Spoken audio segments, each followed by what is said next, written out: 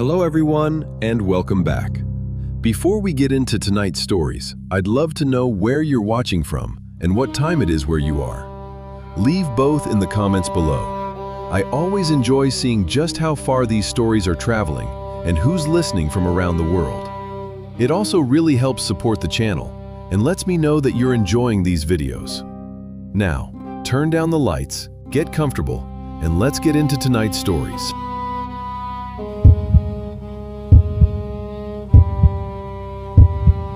Growing up, we lived on a small property about 4 miles outside a little town in southern Missouri, off in that part of the state where the hills roll and the roads don't really go anywhere except toward more hills. Our place sat at the very end of a dead-end gravel road, which itself came off a smaller paved road, which came off the actual highway that led into town. So, by the time you got to us, you'd already made 2 turns most people never had a reason to make. In all the years I lived there as a kid, I don't think I ever once saw a stranger walking anywhere near our property. Not once. There was just no reason for anybody to be out there unless they were coming to see us specifically. Our parents had gone into town one evening for some function that was running later than expected, leaving just the 2 of us alone in that big old farmhouse, which happened plenty of times growing up out there and never bothered either of us much. You get used to being the only people around for a stretch of land in every direction. Down in our basement, tucked in the corner past the water heater, we had this big inflatable punching bag, one of those life-sized wrestler novelty toys, shaped like some bulked-up grappler with his arms crossed, and when you hit it, it'd wobble back upright, and this little voice box inside would growl out one of maybe 5 or 6 canned lines. You just made a mistake. Bad move, friend. That kind of thing. Cheesy as anything, but we'd had it long enough that neither of us paid it much mind anymore. It just sat down there gathering dust in that unfinished basement next to the old chest freezer and the shelves of canned goods my mom kept stocked.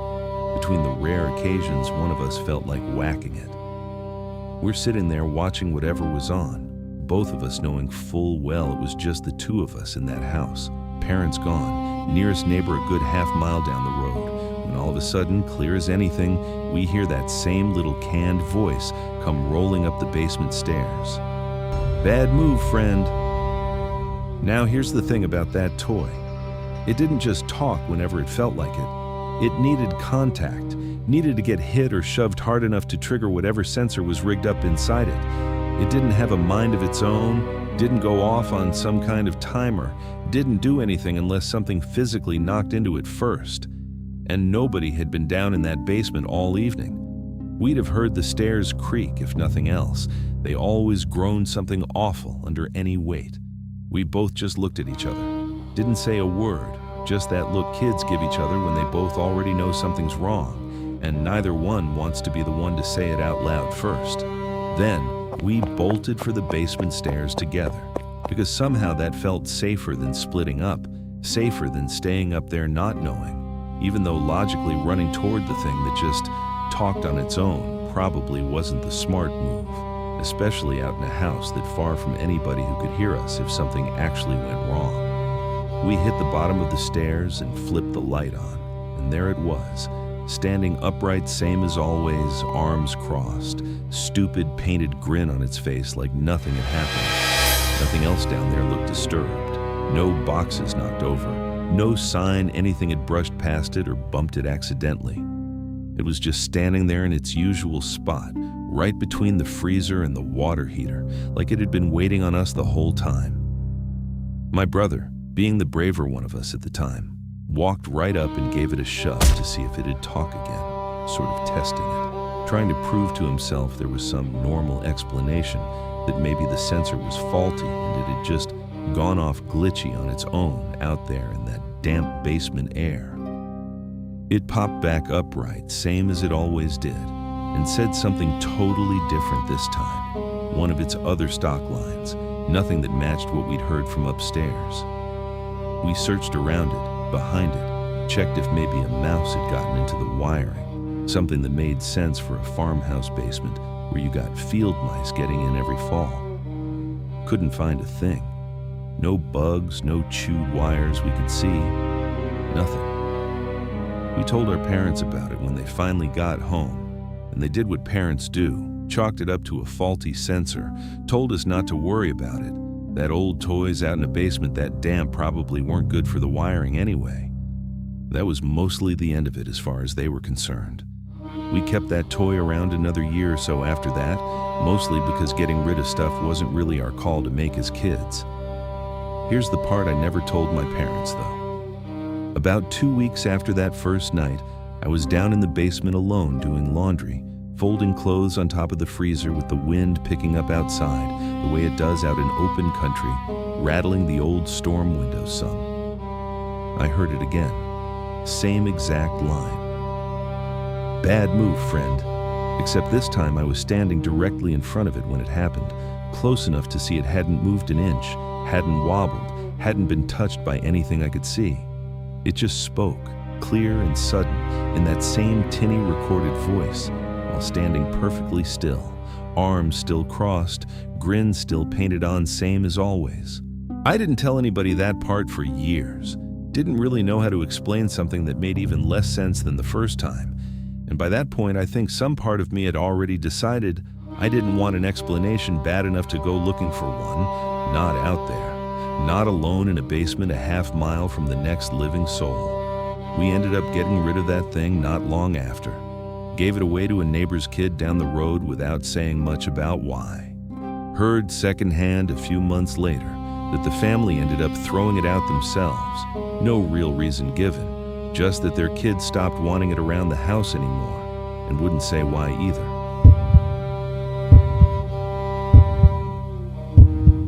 I lived and worked out in eastern Oregon for a good stretch of years, in a small town not far off Highway 20, doing a job that had me driving out to little rural communities all through that part of the state pretty regular. Farm equipment inspections mostly, sometimes insurance assessments after storm damage, whatever needed a set of eyes out in the middle of nowhere. It meant I spent a lot of hours alone on long straight roads, which after a while just becomes background noise to your life. You stop thinking about it. It's just driving. This happened maybe 20-some years back now, and I still think about it more than I'd like to admit for something that, on paper, doesn't sound like much of anything. I was heading back into town one afternoon, middle of the day. Nothing special about the light or the weather, just a clear, flat stretch of highway running through open ranch land. The kind of road out there where you can see for miles in every direction, because there's nothing tall enough to block the view. No hills to speak of. No trees lining the road, just fence posts and flat pastures stretching out on both sides. I came up behind an old pickup, one of those beat-up farm trucks you see all over that part of the country, dented up, faded paint, moving along slower than the rest of traffic the way farm trucks tend to do when a fellow's in no particular hurry. I checked my mirror, saw the road was clear ahead and behind, and pulled out to pass him, same as I'd done 100 times before on that stretch without thinking twice about it. I want to say I was doing somewhere around 70, maybe a little over, and he'd been going noticeably slower than that, probably 55 or 60 at most, judging by how quick I closed the distance on him. Passed him clean, pulled back into my lane once I had enough room, and out of habit, just pure muscle memory, the kind of thing you do without deciding to, I glanced up at my rearview mirror to check my distance from him. There was nothing back there. Empty road, no truck, nothing.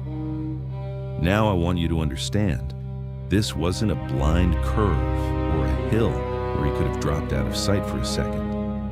This was flat, open highway, dead straight for as far as the eye could see in either direction. There wasn't a driveway, a side road, a gate, nothing he could have turned off onto in the 2 or 3 seconds it took me to look from the windshield to the mirror and back. I actually slowed down, thinking maybe my eyes were playing tricks, checked the mirror again, checked it a third time. Road stayed empty behind me the whole way, clear back to the horizon. I remember actually pulling over onto the shoulder, which tells you how much this got under my skin at the time, because I never pulled over out there for anything short of a flat tire. I sat there with my hazards on, twisted around in my seat looking out the back windshield instead of trusting the mirror, and there was still nothing.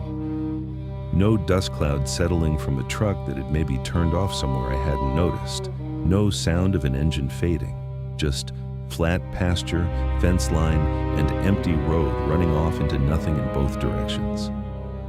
I sat there long enough that I started feeling foolish about it, telling myself there had to be some explanation I just wasn't seeing. Maybe he'd pulled off faster than I gave him credit for. Maybe there was a gap in a fence line I hadn't clocked, some ranch access road hidden by a dip in the ground I couldn't see from where I sat.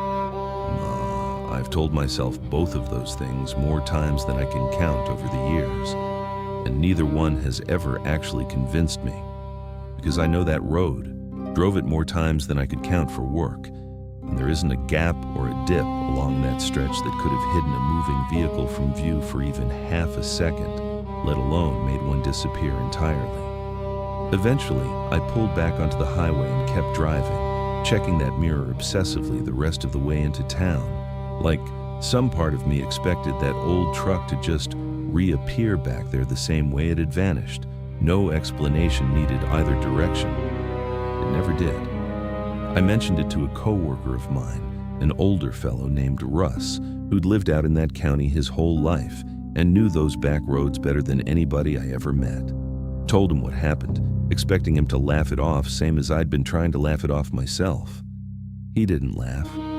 And then he told me that Stretch of 20 had a reputation among some of the old-timers, mostly for vehicles that showed up on that road and then simply weren't there anymore. Always in broad daylight, always on that same flat stretch between the county line and the old grain co-op that shut down years before I ever moved out there. He didn't have an explanation for it either. Said his own father used to claim you could pass somebody out there sometimes who wasn't really looking to get anywhere, and that the smart thing to do was mind your own driving and not think too hard about what wasn't in your mirror. I've driven that same stretch of highway more times than I can count since, always in daylight if I can help it, and I've never seen anything like it again. But I still catch myself checking that mirror a little longer than I need to whenever I pass a slow-moving truck out there, half expecting one day I'll look back and find the road empty again, and half hoping I never do.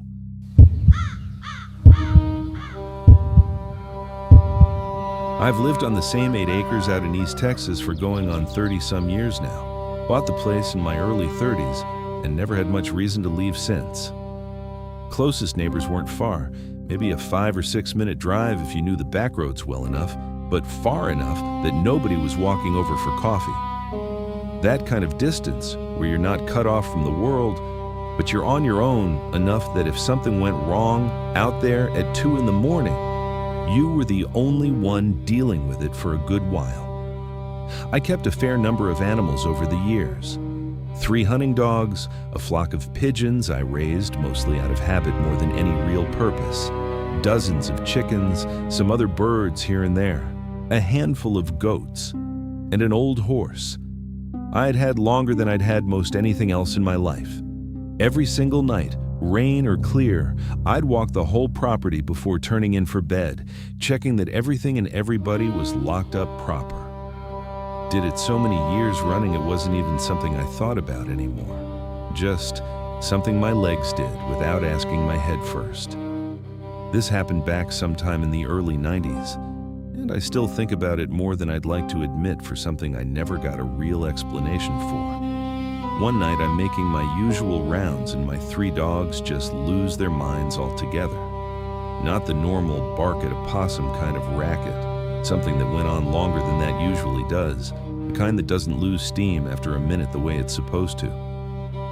First instinct was just to keep walking. Figured it was a raccoon or some stray cat the dogs would forget about inside of 10 minutes. Swept my flashlight out across the field a couple times out of habit more than actual worry, and didn't catch anything in the beam. No eyes reflecting back at me, nothing moving.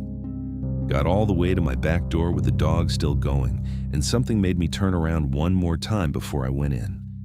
And that's when I saw it. Way out past the edge of my cleared field, right about where the tree line starts, something was moving. I couldn't tell you exactly what was wrong about it, even now, just that it moved wrong. Like a shadow that wasn't holding the shape a shadow's supposed to hold. Told myself it was a coyote, maybe somebody's dog that had wandered off their property and went on inside without thinking too much harder about it that night. Next evening, I'm out doing the same rounds. Dog's a little tense, but nowhere near as worked up as the night before. And I come around near my barn and stop dead.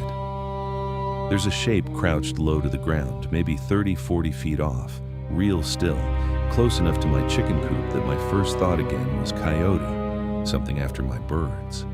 Didn't say a word, went back to the house quiet, got my rifle off the rack by the door, came back out, started walking toward it slow, gun held low but ready, and the thing just stood up.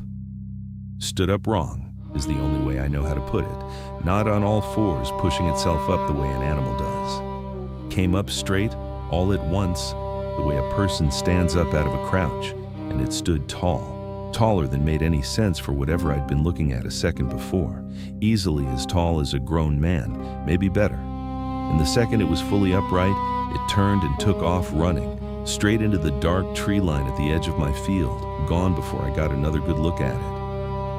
I froze up for a second, longer than I liked admitting to myself afterward. And then something in me finally kicked back into gear and I hollered out, "Hey," which wasn't going to accomplish a single thing at that point, whatever it was, already 30 yards gone into the trees. I didn't chase it. There wasn't a version of that decision that ended well for me. Alone, out there at night, following something I'd just watched stand up like a man and then run like it was faster than one. Went back inside, checked every lock twice instead of once that night. Didn't sleep much at all. For about a week after that, my dog stayed worked up most nights, that same relentless barking starting up out of nowhere. But I never laid eyes on that shape again. No tracks worth mentioning, though I'll admit I didn't look near as hard as maybe I should have, because some part of me didn't especially want to find anything. I've turned that night over in my head more times than I could count in the years since, and I still don't have an explanation I'd stand behind. Some things out in the country you just learn to live around instead of trying to make sense of. A man who spends his whole life on land like mine develops a feel for when something doesn't belong out there, even if he can't tell you exactly what it was. But there's one detail that stuck with me harder than the rest, and it's not the shape or the running, or even how tall that thing stood up to be. It's how quiet the whole business was, right up until my own dog started in on it. Something that size, moving that close to a barn full of animals I'd kept my whole life, should have made some kind of sound crossing that field. It never made a single one.